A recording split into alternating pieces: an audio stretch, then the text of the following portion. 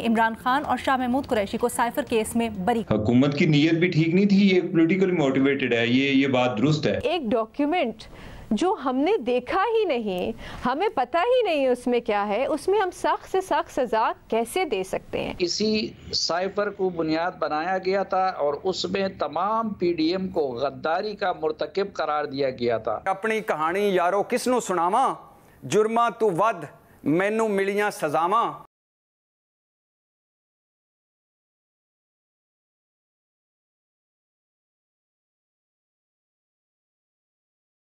अस्सलाम वालेकुम, मैं हूं अरीना फारूक शेख। आप देख रहे हैं report card. Islamabad high court से पाकिस्तान तहरीक इंसाफ के लिए आज बड़ा रिलीफ सामने आया है।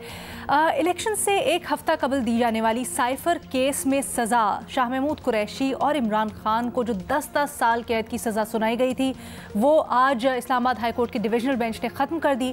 यानी इमरान खान और शाह महमूद कुरैशी को साइफर केस में बरी कर दिया।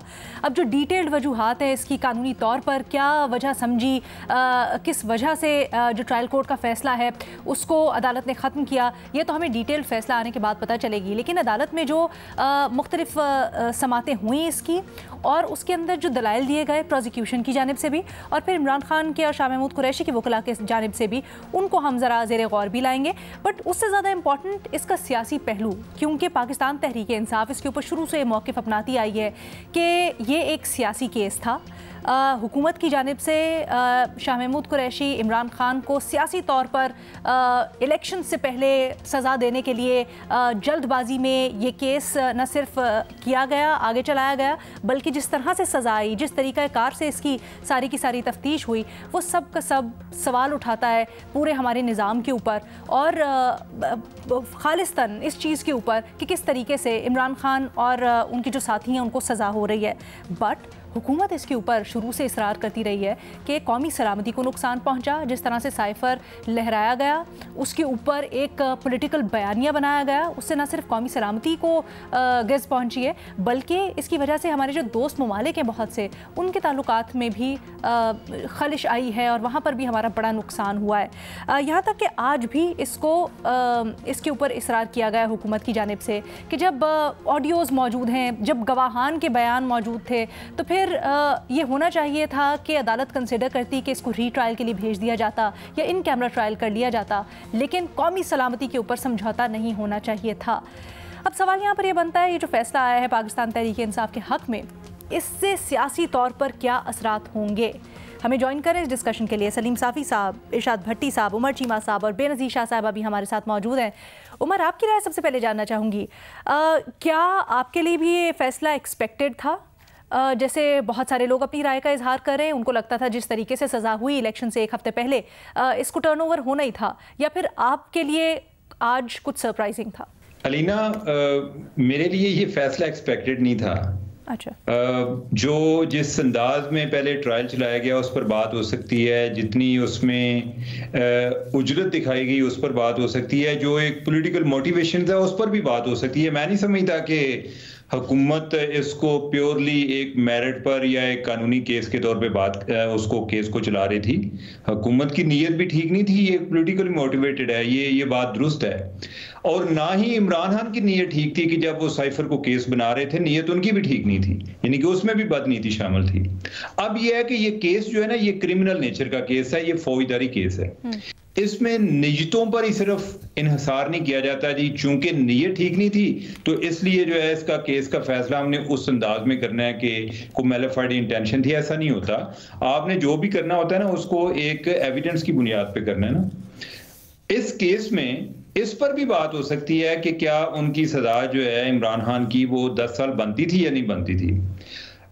उसमें एविडेंस मौजूद थी 10 साल के लिए, लेकिन आप ये कह सकते हैं उस पर एक इस चीज का इख्तिलाफ हो सकता है कि जितनी होनी चाहिए थी उससे कम थी। ठीक है, यानी कि वो ये था जी कि इससे हमारे मुल्क के ताल्लुकात पर बुरा असर पड़ा है या कोई जो दुश्मन ममालिक है उनको इसका फायदा हुआ है। इसकी ये तशरीहात हैं, हुकूमत की अपनी तशरीहात हैं, अदालत का अपना अंदाज है सोचने का, जो पीटीआई का एक अपना अंदाज है, उस पर भी हो सकता है। लेकिन ये मुकम्मल तौर पे बरियत वाला जो फैसला है ना, ये मेरे लिए अलबत्ता इस पर इसने मुझे चौंकाया है। अब मैं जब ये फैसला आता है, इसका तफसीली फैसला आएगा, तो फिर हम देखेंगे कि उसमें उन्होंने क्या वजूहात बनाई हैं। जो बरियत वाला फैसला है, मुझे इसलिए इसने सरप्राइज किया है कि उसमें सिर्फ ये नहीं था कि इससे हमारे ताल्लुकात खराब हुए हैं या इस तरह का, इसमें ये चीज तो शामिल थी कि एक आपके पास एक क्लासिफाइड डॉक्यूमेंट है और उसको हैंडल करने का एक तरीका है, आप उसको मिस हैंडल नहीं कर सकते। आप ये नहीं है कि आप जिधर जी चाहे फेंक दें या जिधर जी चाहे आप दिखा दें, या वो आपको जाते हैं तो उसमें वो वापस भी आपने करना होता है। ये वाला डॉक्यूमेंट इसमें ये चीज एस्टेब्लिश है जिसमें इमरान खान खुद कह रहा है कि मैंने वो वापस नहीं किया, यानी कि वो कई जगह आपने वो बातें कर चुके हैं। इसके अलावा उनके प्रिंसिपल सेक्रेटरी जो हैं वो ये बात कर रहे हैं कि उन्होंने वापस नहीं किया। इस पर जो वजारत खारजा है उनका जो एक रिकॉर्ड, जिसके पास रिकॉर्ड कीपर होता है, कि उससे ये साइफर जब वापस आता है तो उसने सबको डिस्ट्रॉय करना होता है। तो एक साइफर जो रह गया था, जो उसके पास नहीं पहुंचा, वो इमरान खान का था, वो भी कह रहा है। अब अगर कोई और ज्यादा नहीं, यानी कि ये 2-3 मुख्तलिफ किस्म की ऑफेंसेस थी कि जिसमें यह है कि आप उसको हैंडल नहीं किया या आपने उसको जो है वापस नहीं किया, यानी कि उस पर 2-2 साल की सजा बनती है। मैं कहता हूं कि आप 6 साल की ना करें कि जी वो it has not been handled with care या कोई जी इन्होंने वापस नहीं किया, आप उसको एक ही समझ लें, आप 3 ऑफेंस को एक ही तस्वर कर लें, तो फिर भी उनकी 2 साल तो रहनी थी हर सूरत में। मेरे लिए ये वाली चीज जो है ना, ये ज्यादा एक अचंभे की बात यह है कि ये कैसे निकली है। इसको जब अदालत एस्टेब्लिश करेगी या वो उनका तफसीली फैसला आएगा तो उसमें हम देखेंगे कि ये इन्होंने किस तरीके से, इसमें उन्हें किस तरह से क्लीन चिट मिली है उसका। और ये वो वाली बात है कि इसका आगे से कोई इतना जो अगर ट्रायल की जो एक उस पर बात कर लें कि ट्रायल ठीक नहीं हुआ था, उस पर हम बात कर लें, तो फिर तो वो केस को रिमांड बैक कर सकते थे ना। आपने बरियत करने का एक मतलब जो है उसमें तो आपने ये है कि फिर ट्रायल भी ठीक हुआ है, एविडेंस जो है वो मुयस्सर नहीं थी, जितनी एविडेंस चाहिए थी और जो अवेलेबल थी वो नाकाफी थी। तो ये आगे अदालत किस तरह करती है, इसका हमें तफसीली फैसले से पता चलेगा।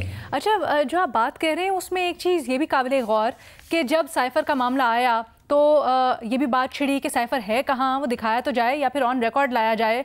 जो इमरान खान के वकील हैं सलमान सफ्तर, उन्होंने ख़ास तौर पे ये कहा कि जी पहले इसको रिकॉर्ड पे तो लेके आए, लेकिन प्रोसिक्यूशन ने बार बार कहा जी हम इस तरह रिकॉर्ड पर नहीं ला सकते। हालांकि ये भी हो सकता था, वो कहते कि सर आप इन कैमरा कर दें, जो आज हुकूमती नुमाइंदे ने कहा कि सर समात इन कैमरा कर दें, वो उल्टा उसके ऊपर ले आए कि यहाँ पर मेरिट पर बात नहीं हो सकती। कहीं ना कहीं प्रोसिक्यूशन में भी लैप्स था, सही तरह से मुकदमे को डिफेंड नहीं कर पाए।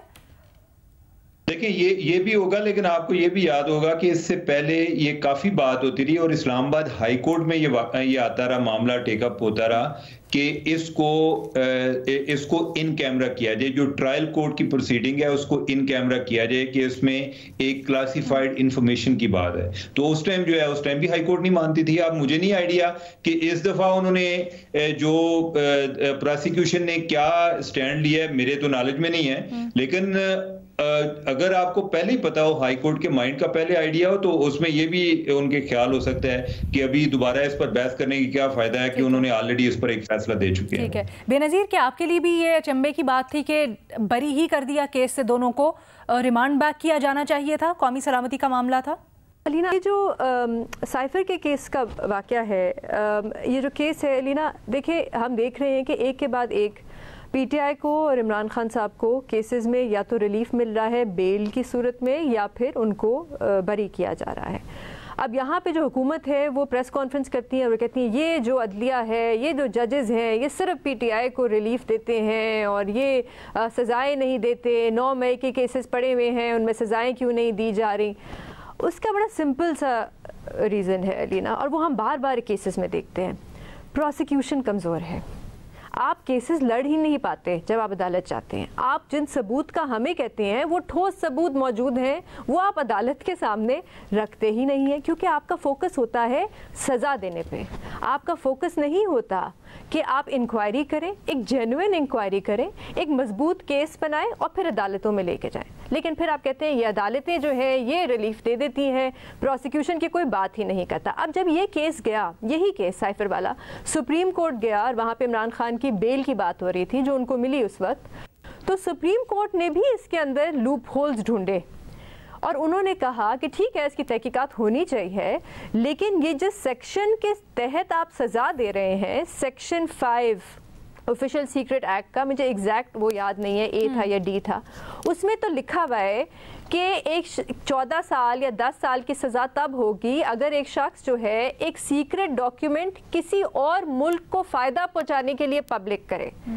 यहाँ और फिर सुप्रीम कोर्ट लिखती है कि यहाँ पे कोई इंक्रिमिनेटिंग सबूत ही नहीं आप ला सके ये साबित करने के लिए कि इमरान खान ने ये डॉक्यूमेंट पब्लिक किया किसी और मुल्क को फ़ायदा पहुँचाने के लिए।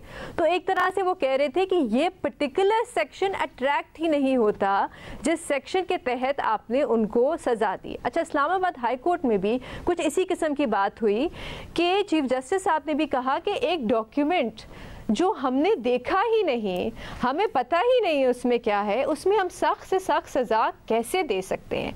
दूसरी चीज़ जो आज़म खान साहब की बात हुई वो मुझे बड़ी इंटरेस्टिंग लगी। अदालत में ये बात हुई कि आज़म खान जो थे तब प्रिंसिपल सेक्रेटरी थे, उनकी जिम्मेदारी थी कि वो साइफर लेके इमरान खान जो तब वज़ीर आज़म थे उनको दें। जब साइफर गुम हो गया या इमरान खान ने वापस नहीं किया तो आज़म खान ने उसको रिपोर्ट क्यों नहीं किया या उनके खिलाफ क्यों नहीं केस बना नेग्लिजेंस का। और उस पर उन्होंने ये भी पूछा, अदालत में पूछा गया कि मिनिस्ट्री ऑफ फॉरेन अफेयर्स ने क्या कोई नोटिस भेजा कि हमें साइफर नहीं मिला, या उन्होंने कोई इंटरनल तहकीकात की कि वो साइफर किधर चला गया। तो आज़म खान को आपने विटनेस बना दिया, उनके खिलाफ कोई केस नहीं बनाया। एक और सवाल मेरी तरफ से, क्योंकि यहाँ अदालत में नहीं पूछा गया लेकिन मुझे ये सवाल बड़ा तंग कर रहा है। एक और शख्स हैं जो बार बार कह रहे हैं कि मैंने भी इमरान खान के साथ बैठ के साइफर डिस्कस किया था और मैंने ही इमरान खान को बताया था साइफर के बारे में, वो थे general retired Bajwa.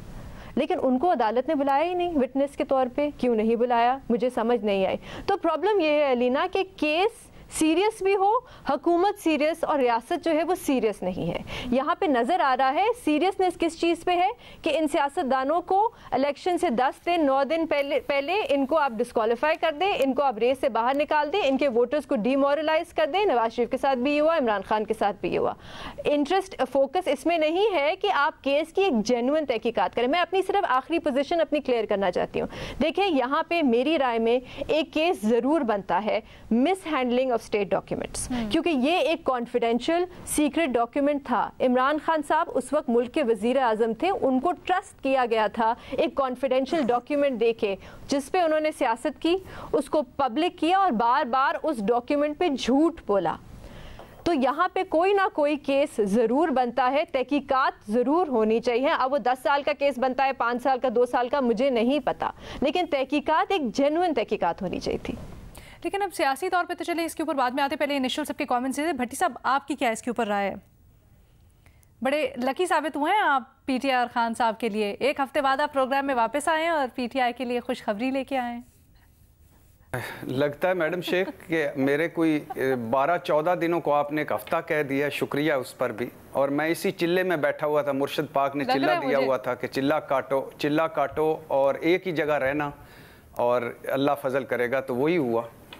Madam Sheikh case, पहली बात तो ये है कि राना सनाउल्लाह साहब से शुरू कर लेते हैं। इमरान खान को मिलने वाली सारी सज़ाएं गलत हैं। अगर केस किसी ऐसे जज के पास आ गया जिस जज ने इंसाफ से काम लिया तो वो बरी कर देगा। दूसरी बात, मैं कई बार इस प्रोग्राम में कह चुका हूं कि साइफर केस के गुब्बारे से उसी दिन हवा निकाल दी थी 3 रुकनी बेंच ने, सरदार तारिक मसूद साहब की सरबराही में 3 रुकनी बेंच ने, जब उन्होंने सवाल उठाया कि केस की तफ्तीश ही ठीक नहीं हुई, केस मफरूज़ों पर बना हुआ है, जो दफात लगाई गई हैं वो तो दफात लग ही नहीं सकती। आज़म खान कहाँ थे, कैसे आए, 1 माह क्यों खामोश रहे, 1 माह बाद बयान दिया, और आज़म खान तो मरकजी मुलजम नहीं थे। अच्छा, और 9 एतराज़ात उठाए जिनका हुकूमती वकील के पास कोई जवाब नहीं था। फिर मैडम शेख आ जाए इस्लामाबाद हाई कोर्ट में, 3 माह 19 दिन इस्लामाबाद हाई कोर्ट के पास केस रहा, 16 समातें हुई, 30 घंटे के दलाइल हुए, 13 सवाल ऐसे पूछे गए जिनका कोई जवाब नहीं था। मसलन मैडम शेख कि जिस तकरीर पर सज़ा, इसका तो कोई सर पैर ही नहीं। ट्रायल कोर्ट ने जल्दबाजी में केस चलाया, रात 9 बजे तक केस चलाने की क्या जरूरत थी? इमरान खान शाह महमूद कुरैशी का हक के दिफा ख़त्म कर दिया गया। ट्रायल कोर्ट को साइफर दिखाया गया नहीं गया। पता ये चला कि ना मुद्दई के पास साइफर था, साइफर का मतन, ना मुद्दई के वकीलों के पास साइफर का मतन था, ना ट्रायल कोर्ट के पास साइफर का मतन था, और ना इस्लामाबाद हाई कोर्ट में साइफर का मतन आया। तो मतलब सजा जिस पे दी गई वो सिरे से गायब था। अच्छा, चौथी बात वो है मैडम शेख कि अपनी कहानी यारो किसनों सुनावा, जुर्मा तू वध मैनू मिलियां सजावा। ये आपके दौर का गाना नहीं है मैडम शेख, हमारे दौर का है, आप तो बाद में पैदा हुई। तो तोशा खाना केस में मैडम शेख 14 साल सजा और 1.5 अरब जुर्माना हुआ जी बुशरा बीबी और इमरान खान पर। इल्ज़ाम था कि तोहफे गैर कानूनी तरीके से लिए, डिक्लेयर नहीं किए, गैर कानूनी तरीके से बेचे। साइफर केस 10 साल सजा। इल्ज़ाम था कि एक नीम गद्दारी की मुल्क से, मुल्की मफादात को नुकसान पहुंचाया, मुल्की राज, खुफिया राज ओपन किया। अब इस मुल्क का हाल देखें कि तोहफे बड़ा जुर्म है, मुल्क को नुकसान पहुंचाना छोटा जुर्म है। आगे आ जाइए, 5वीं बात, जिस तरह केस चलाए गए मैडम शेख, जिस तरह हक के जिरा ख़त्म किया गया, जिस तरह दिफा के गवाह पेश न करने दिए गए, जिस तरह और जितनी सजाएं सुनाई गई, यही कुछ होना था और यही कुछ हुआ मैडम शेख। मैंने पहले भी कहा था कि जज मोहम्मद बशीर, जज हुमायूं दिलावर, जज अबुल हसन जुल्करनैन, अगर किसी भले वक्तों में इमरान खान या तहरीक इंसाफ की हुकूमत आ गई तो इनको प्राइड ऑफ परफॉर्मेंस ज़रूर दीजिएगा। और मैडम शेख आपने लिखा इस केस के अगले सेशन में यकीनन इस पे बात करेंगे कि अदालत ने जब पूछा था कि कौन से मुल्क को नुकसान हुआ, कौन से मुल्क को फ़ायदा हुआ, कौन सा मुल्क हमसे नाराज़ हुआ, किसने वीज़े बंद कर दिए, किसने तल्लुकात ख़त्म कर दिए। और अगर साइफर जान पहले ये हुकूमती वकील से उसने कहा कि पहले ये सिर्फ 1 मिनट मैडम से, पहले ये कि अगर साइफर जानबूझकर गुम किया है तो उसकी अलहदा सजा है। आप क्लियर हो कि जानबूझकर, और अगर अनजाने में हुआ है तो उसकी अलहदा सजा है। आप कहना क्या चाहते हैं, बताना क्या चाहते हैं? तो मैडम शेख आपने कहा कि सवाल था कि सियासी असरात क्या होंगे। 305 दिन जेल में रहना और डील ना करना, पार्टी ना होना, बल्ला ना होना, सियासी स्पेस ना होना, इलेक्शन जीत जाना, तोशाखाना केस में रिलीफ, सीता वाइट केस में रिलीफ, इद्दत में निकाह केस एक लड़ाई झगड़े के बाद उसके मुमकिना रिलीफ को डिले कर लेना, और अब साइफर केस में रिलीफ यकीनन इमरान खान के लिए और तहरीक इंसाफ के लिए और ख़ास तौर पर शाह महमूद कुरैशी के लिए बड़ा रिलीफ है। शाह महमूद कुरैशी, मुझे याद है, आखिरी बात कर रहा हूँ, कि बख्तरबंद गाड़ी से उतरे, हाथ में हथकड़ी लगी हुई थी, उन्होंने आगे साफियों को देखा और कहा कि मुझ पर इल्ज़ाम है, शाह महमूद कुरैशी पर इल्ज़ाम है, जिसने इस मुल्क का मुकदमा लड़ा उस पर इल्ज़ाम है कि वो गद्दार है। अगर आप समझते हो कि मैं गद्दार हूं तो मुझे फांसी दे दो, ये मत चलाओ इस तरह के मुकदमे। उससे तो गद्दारी तो बहुत बड़ा जुर्म है, उस पर फांसी दे देनी चाहिए। तो यकीनन तहरीक इंसाफ का मोराल बुलंद हुआ है, इमरान खान का मोराल बुलंद हुआ है, शाह महमूद कुरैशी का, और यकीनन वो सारे जो बयानियां बनाते थे कि ये है वो मुल्क दुश्मन, वो इस वक्त डाउन मोराल के कुएं में पड़े होंगे। सर, ये तो साबिक DG ISP और बाबर इफ्तिखार ने भी कहा था ना कि साइफर के मामले को सियासी मकासद के लिए इस्तेमाल किया गया, इसके ऊपर झूठा बयानियां बनाया गया और सियासी फ़ायदा उठाया गया। मैडम शेख आपने, एक होता है बयान देना, बयान बहुत खूबसूरत होते हैं, बयान तो मैं भी दे सकता हूं, आप भी दे सकते। एक होता है केस अदालत में पेश करना और उसको साबित करना। किधर है वो लेट्स प्ले ऑन इट जो इमरान खान की एक ऑडियो थी, क्यों नहीं पेश की? आप समझते हैं हुआ था लेकिन उसको अदालत में साबित नहीं कर पाए ये लोग? नहीं मैडम शेख, नहीं, ये एक तो पहले तो ये क्लियर होना कि किया क्या इमरान खान ने। आपने 10 साल की सजा दी है कि मुल्क दुश्मनी की है। अच्छा। क्या किया है साइफर के साथ, हुकूमत को पता ही नहीं था। दूसरा यह है कि मुकदमा क्या था, पता ही नहीं था। तीसरा यह है कि 9 और 13 22 सवालों के जवाब कोई नहीं इस्लामाबाद हाई कोर्ट में और सुप्रीम कोर्ट में। मेरा समझना क्या है, मैं कुछ भी समझ लूं, ये जो इतने बड़े बड़े अफलातून थे। मैं तो रहनुमाई चाह रही हूं आपसे कि आप समझते हैं कि जो हुआ सारा कुछ वो गलत हुआ, लेकिन फिर अदालत उसको उस तरह से सही तरह से कर नहीं पाई, trial court specifically. Madam Sheikh, जब अदालत पूछ रही हो कि ना मुद्दई ने साइफर देखा, ना तफ्तीशी ने साइफर देखा, ना सरकारी वकीलों ने साइफर देखा, ना ट्रायल कोर्ट ने साइफर देखा, जब अदालत कह रही हो कि जिस तकरीर पर सजा हुई है इसका कोई सिर पैर ही नहीं है, वो तो सियासी तकरीर थी, जब अदालत कह रही हो कि एक मुल्क का नाम बता दो जिसको नुकसान पहुंचा या फायदा पहुंचा। आप कह रहे हैं, मुझे एक चीज बता दें फिर, अगर आप इस अदालत का हवाला दे रहे हैं इस्लामाबाद हाई कोर्ट का, तो तहरीक इंसाफ माजी में ये भी बयानियाँ बनाती रही है chief justice Islamabad high court से मुतल्लिक के वो जानिबदार हैं, उनके ऊपर एतमाद नहीं है हमें, हम बड़ा कुछ देखा, हमने सब कुछ दोहराना मुनासिब नहीं होगा। तो क्या आज ये कहना दुरुस्त होगा कि उनकी अदालत से ये फैसला तहरीक इंसाफ के हक में आने के बाद PTI की वो बातें गलत साबित हुई हैं? मैडम शेख, एक होती है सियासत, यही आमिर फारूक साहब थे जिन पर राना शमीम ने एक हलफनामा फेंका और फिर बाद में मुकर गए। यही जस्टिस अतरम मिनल्ला थे जिन पर मुस्लिम लीग नून के जो हीरो थे आज के आए। यही जजेस, वो क्या कहा जस्टिस मंदोखेल ने कि फैसला आ जाए, सुन लें मैडम शेख, सुन लें, फैसला आज पसंद आ जाए तो जज ठीक, फैसला ना पसंद आए तो जज काली भेड़े। तो मैडम शेख, ये तो सियासत चलती रहती है। इशू ये है कि आपने एक मुकदमा बनाया गद्दारी का, मुल्क दुश्मनी का, इसको इजी ना लें। नहीं, इसको इजी ना लें मैडम शेख, इसको इजी ना लें। ये मुकदमा था गद्दारी का, मुझ पर गद्दारी का मुकदमा हो तो अदालत में साबित भी तो करो ना। कोई छोटा मोटा मुकदमा हो, इसको मुस्कुराहटों में या इसको जवाब दर जवाब में नहीं करना चाहिए। एक मुल्क की बड़ी पार्टी ने गद्दारी की, वो आप फिर उसका जवाब नहीं मुझे देते हैं वाज़ेह तौर पर। मेरा पॉइंट ये है कि अगर आपने मैडम शेख, अगर मैडम शेख आप कहते हैं कि एक बंदे ने, मैंने अगर गद्दारी की है और मेरा मुकदमा अदालत में है तो उसको साबित भी तो करो। अच्छा, एक छोटी सी ब्रेक के बाद वापस आते हैं।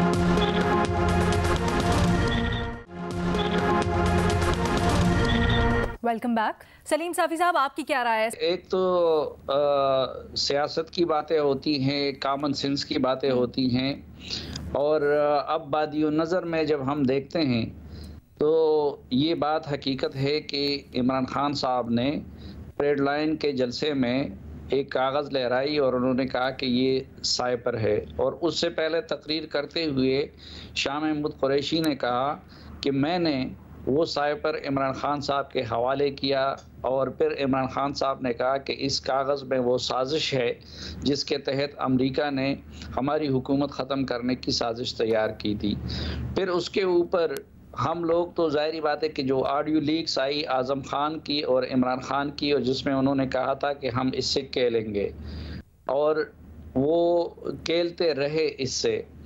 अच्छा, सिर्फ इधर उधर नहीं, बल्कि उन्होंने कौमी असम्बली में इस साइपर की बुनियाद पे तमाम अपोजिशन को, अभी भट्टी साहब कह रहे थे कि गद्दारी का इल्ज़ाम मामूली इल्ज़ाम नहीं है, और बिल्कुल ठीक कह रहे थे, तो कौमी असम्बली में जिस बुनियाद पे उन्होंने तहलील कर दी थी, तो उससे पहले जो करारदाद फवाद चौधरी साहब की तरफ से पेश की गई, उसमें इसी साइफर को बुनियाद बनाया गया था, और उसमें तमाम PDM को गद्दारी का मुर्तकिब करार दिया गया था। और फिर बाद में जाके सुप्रीम कोर्ट के 5 रुकनी बेंच ने जस्टिस बंदयाल साहब की क़ियादत में वो ये कहा था कि PTI अपना केस साबित नहीं कर सकी कि अपोजिशन वालों ने कोई गद्दारी की थी या ये कि कोई अमरीकी साजिश हुई थी। अब उसके बावजूद भी जिस तरह आज़म खान साहब और उनकी गुफ्तगू थी, वो उससे खेलते रहे। अब ये तो वो चीज़ें हैं जो हमारे सामने थी, लेकिन अदालतें जब फैसला करती हैं तो अदालतें, मसलन ये जो ऑडियो है, ये सबसे बड़ा सबूत है आज़म खान और इमरान खान का, लेकिन उससे पहले हमारे एक चीफ जस्टिस ने उसके लिए जो शराइत लगाई हैं उसको आप अदालत पे पेश नहीं कर सकते। इसी तरह साइपर, मुझे पता चला था कि जब FIA की टीम फॉरेन ऑफिस में गई तो वो उनको दिखाना चाह रहे थे साइफर को, लेकिन उन्होंने कहा कि नहीं हम इसको देखते नहीं हैं, क्योंकि अगर हमने इसको देख लिया तो कल हमारे खिलाफ मुकदमा बन सकता है, क्योंकि हम इसके लिए एलिजिबल नहीं है, ये सिर्फ प्राइम मिनिस्टर और इन लोगों की देखने की चीज़ है। तो आप उसको उसी तरह अदालत में पेश भी नहीं कर सकते, उससे खेल सकते हैं, लेकिन उसको अदालत में पेश करना इतना आसान भी नहीं है। तो मेरे ख्याल में, और हाँ, दूसरी बात जो सबसे पहले बेनज़ीर ने की कि प्रोसिक्यूशन का भी हमारे यहाँ बड़ा मसला है, क्योंकि अमूमन केसेस को वो लोग तैयार करते हैं, वो लोग परसू करते हैं, वो लोग अदालतों में ले जाते हैं या वकीलों को आगे करके कि जिनका हमारी तरह ये मैदान नहीं है। वो प्रोफेशनल अंदाज में हुकूमत की तरफ से केसों को नहीं लड़ा जाता, ना वो बड़े वकील किए जाते हैं। तो प्रोसिक्यूशन की कमज़ोरी की वजह से आज उनकी बरीयत हुई है। अब बहरहाल आगे देखते हैं कि सुप्रीम कोर्ट में क्या होता है, लेकिन आज वक्ती तौर पर बहरहाल ये पीटीआई की और पीटीआई के वकला की जीत है और हुकूमत की प्रोसिक्यूशन टीम की हार है, और उनको खुशी मनाने का हक है और इनको जो है अफसोस करने का मुकाम है इनके लिए। सर, समझते हैं कि वज़ीर कानून या फिर उनकी जो टीम है उसको इंट्रोस्पेक्शन करनी चाहिए, और जो तवातुर से इतने केसेस के अंदर ये सेटबैक हो रहा है उनके लिए वहाँ पर कुछ बड़ी चेंजेस भी होनी चाहिए? देखिए, बिल्कुल उनको अपनी कानूनी टीम, अमूमन इस तरह होता है, देखिए एक तरफ जो एक्यूज्ड होता है उनकी तरफ से बड़े बड़े वकला हायर किए जाते हैं। इमरान खान साहब के पास तो वैसे भी वकला का अंबार है और उसमें बड़े बड़े नाम हैं, सीनियर वकला होते हैं। हुकूमत की तरफ से कोई जूनियर लोगों को जो प्रोसिक्यूटर्स होते हैं अमूमन या सियासी बुनियादों पर लिए जाते हैं या फिर किसी और बुनियाद पर लिए जाते हैं, उनकी इतनी ज़्यादा वो नहीं, तो फिर वो ये है कि बाइख्तियार भी नहीं होते। ये भी एक मसला है कि हुकूमती वकला जो है वो बाइख्तियार भी नहीं होते, उन पे मुख्तलिफ इदारे अपनी चीज़ें इम्पोज करते हैं कि ये चीज़ इस तरह करनी है और ये चीज़ इस तरह करनी है, और वो लोग भी मेरी तरह कानून से वाकिफ़ और माहिर उसके नहीं होते। लेकिन एक बात और भी ये आज साबित हो गई कि जजेस पे जो इल्ज़ामात लगाए जाते हैं मसलन जस्टिस फारूक साहब पे खुद कई बार पीटीआई की तरफ से आदम एतमाद का इजहार किया गया था, उनको बेंच से अलग होने का कहा गया था, लेकिन आज उनकी सरबराही में बेंच ने ये फैसला दे दिया। तो जजों पे इल्ज़ाम लगाने की बजाय या जजों में पूट डालने की बजाय हुकूमती टीम हो या पीटीआई की टीम हो, उनको अपने वकला की टीम को तगड़ा करना चाहिए। बट सर, उमर चीमा साहब ने शुरू में ये कहा कि उनको ताज्जुब है कि बरी कैसे कर दिया गया, तो ये क्या सवाल उठाता है? ताज्जुब तो मुझे भी है। मुझे आज बार बार मेमो गेट याद आ रहा है। अब मेमो गेट का कितना बड़ा हुआ बनाया गया था और उसमें क्या चीजें थी, उसमें न किसी ने कोई चीज लहराई थी, न हुसैन हक्कानी ने खुद किसी चीज का एतराफ़ किया था, न हुकूमत की तरफ से किसी चीज़ का एतराफ़ किया गया था, ना कोई ऐसी चीज़ थी कि जिससे अमेरिका और हमारे ताल्लुकात मुतासिर हुए थे। वो एक बीबीएम को बुनियाद बना के उस बुनियाद पे आपने देखा था कि पाकिस्तान में कितना बड़ा तूफान खड़ा किया गया था। और दूसरी तरफ ये चीज़ जिसके बारे में खुद प्राइम मिनिस्टर और उनके प्रिंसिपल सेक्रेटरी कहते हैं कि उससे खेलते हैं, और वो बिल्कुल ऑफिशियल सीक्रेट एक्ट की खिलाफ वर्जी होती है इस तरह की चीज़ों को डिस्क्लोज करना। तो हम जब कॉमन सेंस की बुनियाद पे सोचते हैं तो आज के फैसले पे मुझे भी हैरत होती है, लेकिन जाहिर बात है कि जो कानूनी चीज़ें होती हैं, कानून और अदालत फैसला फिर दूसरे तरीके से कानून और आइन की रोशनी में देखती हैं। अच्छा, एक और चीज़ आपने कही, ऑफिशियल सीक्रेट एक्ट की रोशनी में ये बिल्कुल खिलाफ कानून था, ऑफिशियल सीक्रेट एक्ट की खिलाफ वर्जी बनती थी, इसके ऊपर भी इबाहम पाया जाता है। हमारे साथ कोई लॉयर नहीं है पैनल में, वरना हम उनसे ज़रूर इसके ऊपर रहनुमाई चाहते, क्योंकि ये राय ज़रूर वकला में पाई जाती है कि शायद ऑफिशियल सीक्रेट एक्ट इस केस के ऊपर लगता ही नहीं था।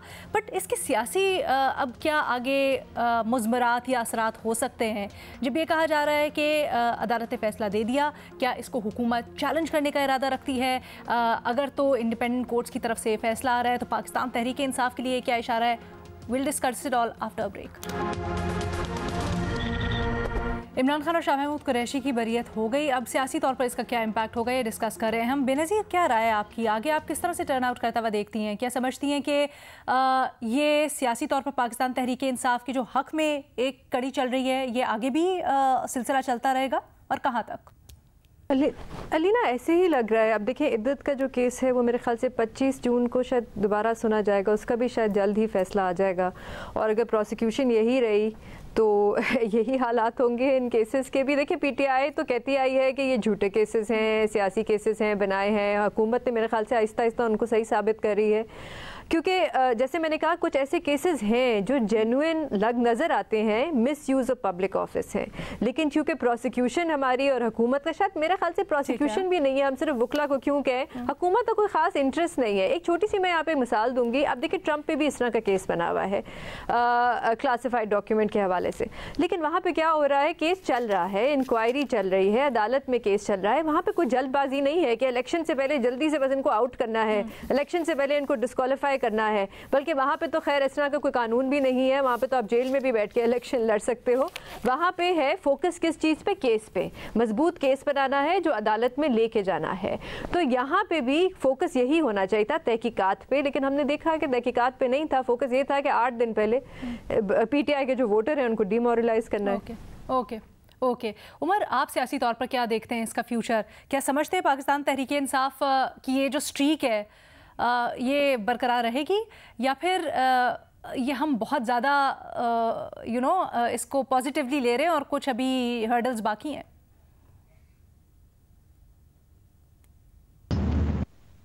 उमर आपका माइक फिर म्यूट है। अलीना, एक तो मैं पहले प्रोसिक्यूशन के हवाले से बता दूं कि जो सलीम साफी साहब भी बात कर रहे थे, बेनजीर भी बात कर रही थी कि प्रोसिक्यूशन के हवाले से इनकी जो प्रोसिक्यूशन ट्रायल लेवल पर है वो तो एफआईए से थी, यानी जो इनके प्रोसिक्यूटर्स वगैरह थे, जो कि ऑलरेडी काफी काम जो उन्होंने खराब करना था वो उसी लेवल पर उन्होंने कर दिया था। जो आगे हाई कोर्ट लेवल पे है, इधर उन्होंने काफी एक कॉम्पिटेंट किस्म के लायर थे, और ना सिर्फ के कॉम्पिटेंट, वो बड़े एक मजाजन भी बड़े इंडिपेंडेंट हैं, यानी कि वो जब केस कंटेस्ट करते हैं तो अपनी शराइत पर कंटेस्ट करते हैं, जिसमें आमतौर पे ये भी शामिल होती है कि कोई मेरे वाला जो केस है इसमें कोई बंदा, कोई जजेस को आमतौर पे होता है ना, गवर्नमेंट वाले जो हैं आउट ऑफ फ्रस्ट्रेशन बाज का कोई जजेस को छेड़छाड़ करने की कोशिश करते हैं, जिसकी कुछ शिकायत भी आ रही होती हैं। ये रिजवान अब्बासी साहब आवाज क्या कह रही है? ये रिजवान अब्बासी साहब कह रहे हैं आप? नहीं, रिजवान अब्बासी साहब नहीं, इन्हीं केस में जो है वो ठीक है। अच्छा, जो वकील है, ओके, वो एफआईए प्रोसिक्यूटर थे ना रिजवान अब्बासी? हाँ, तो नहीं, मैं इसकी अभी बात कर रहा हूँ जो इस्लामाबाद हाई कोर्ट में। तो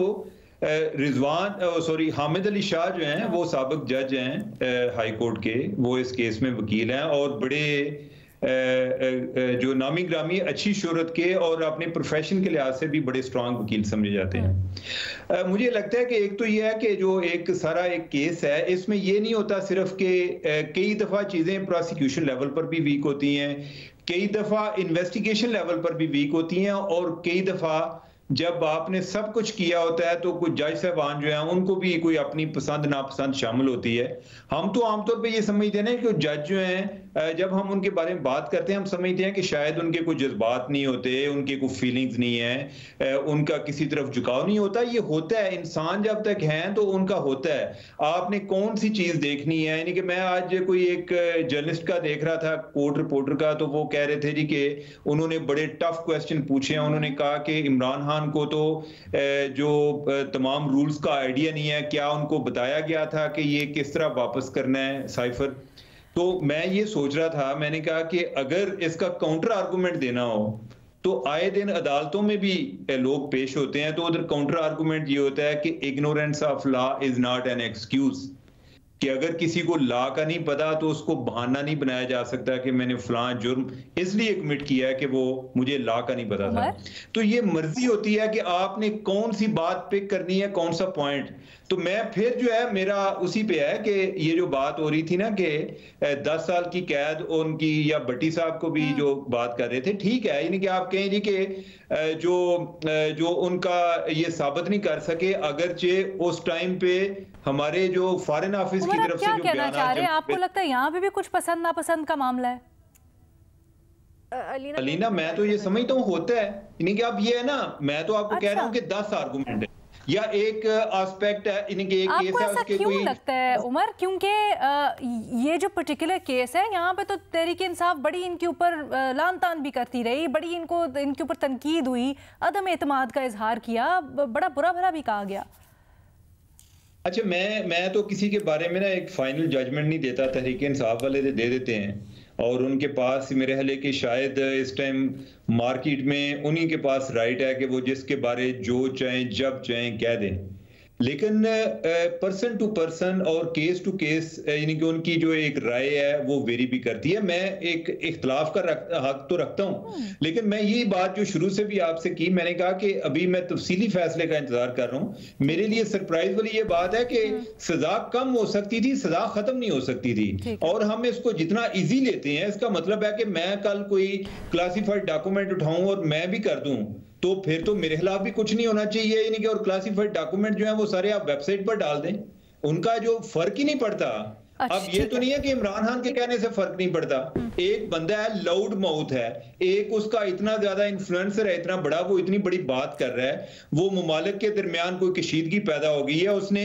एक अपना पूरा बयानिया उस पर आपको ये रीजनिंग नहीं समझ आया कि बिल्कुल ही क्यों खत्म कर दिए सारे के सारे चार्जेस। चलिए अलीना, मैं एक छोटी सी बात ऐड करना चाहूंगी। एक मिनट रुक जाइएगा बस उमर, मुझे सियासी थोड़ा सा बता दीजिएगा, क्या आप समझते हैं ये सियासी लिहाज से? तो लीना, मैं समझता हूँ कि अभी वैसे ही जो इनको कोई किसी केस में कोई पजीराई नहीं मिल रही और किसी जगह पर केस वीक होता है और किसी जगह पे खुद वीक हो जाते हैं, तो इसका ओवरऑल तो इमरान खान को फायदा हुआ है। अच्छा, और तहरीक इंसाफ एक बहुत ज्यादा इसके ऊपर इसको सेलिब्रेट कर रही है, यकीनन करना भी चाहिए भट्टी साहब, बट वो ये समझते हैं कि बस अब खान साहब रिहा होने वाले हैं और मामला तेजी से आगे बढ़ रहे हैं। आप इसका किस कदर इम्कान देखते हैं, या ये वो तो नहीं काम होगा फिर सज्जी दिखा के खब्बी मारने वाला?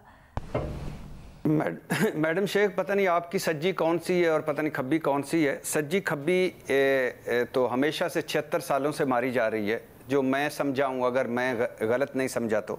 सर आप ज़्यादा बेहतर। लेकिन मैडम शेख, एक बात है कि आप मान लिया कि इसमें, चलो आप ये भी मान लेते हैं कि तफ्तीश ठीक नहीं की गई केस की, या इसमें मफरूज़ों पर बनाया गया, या जो दफात लगाई गई सजाए मौत या उम्र कैद वाली वो नहीं लगनी चाहिए थी। माजरत के साथ मुझे सियासी तौर पे बता दीजिएगा, बस हमने बड़ी तफसीलन पूरा प्रोग्राम उसके ऊपर किया कानूनी तौर पर, तो मुझे अब सियासी तौर पर असरात ज़रा बता दें इसके। जी, मैं सिर्फ एक बात करना चाहता हूँ, अगर आपकी इजाज़त हो तो, कि जब केस चलाए ही ठीक तरह से ना जाए, जिरा का हक खत्म हो जाए, गवाह दिफा का हक खत्म हो जाए, तो फिर केस को क्या करना चाहिए, ये मेरा सवाल था। दूसरा आपने जब पॉलिटिकल बात की, तो पॉलिटिकल देखिए, इस वक्त मैंने जितने केस गिनवाए हैं 305 दिनों में, और 8 फरवरी भी, और इस सारे जो एक सीक्वेंस से आता जा रहा है, एक था कि जो सीक्वेंस ऊपर जाता जाता सजाएं मिल रही थी, तहरीक इंसाफ के खिलाफ क्रैकडाउन हो रहा था, अब है रिलीफ मिल रहा, तो यकीनन तहरीक इंसाफ के लिए ये सियासत जो है वो हर दिन उनको एक कोई ना कोई नई चीज़ मिलती है, हर दिन उनको एक नई बात मिल जाती है, तो बहुत बड़ा रिलीफ है तहरीक इंसाफ के लिए, इमरान खान के लिए, शाहबाज कुरैशी के लिए। क्या हो रहा है, लोग ये पूछ रहे हैं कि एकदम से क्या हुआ, जहां पे बड़ी सख्ती हो रही थी वहां पर रिलीफ मिल रहा है, और क्या इसके आगे भी इसी तरह से होगा कि कुछ बड़ा रिलीफ मिल सकता है तहरीक इंसाफ को? मेरे ख्याल में तो ज़ाहिरी बात है, ये इमरान खान और पीटीआई के लिए एक बड़ा मोरल बूस्टिंग का मामला है, उनके मोरल बूस्ट होगा, और हुकूमत के लिए एक बड़ा दचका है, और ये हुकूमत के लिए ये सबक भी है कि वो अदलिया के साथ जो लड़ाई है उस लड़ाई को ख़त्म कर दें। सर, शाह महमूद कुरैशी साहब के बाहर आने का कितना इम्कान आपको लगता है?